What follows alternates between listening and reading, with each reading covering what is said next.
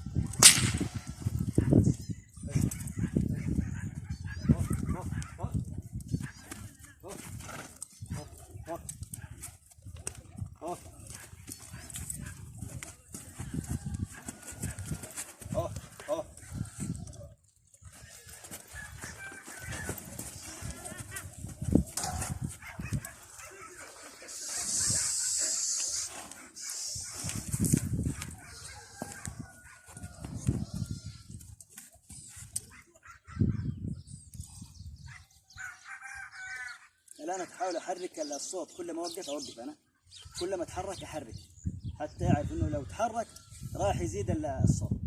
الآن أتوقع إنه هذا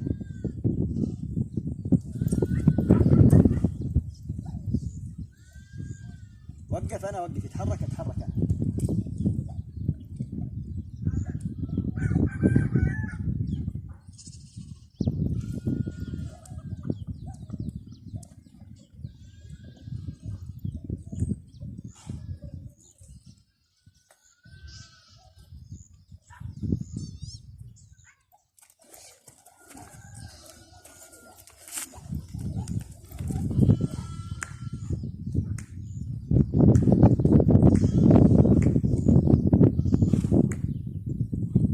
برضو هذه الحركة تعلمه على ثبات الوقوف، لما تقول له وقف يوقف خلاص ما عاد يتحرك من مكانه.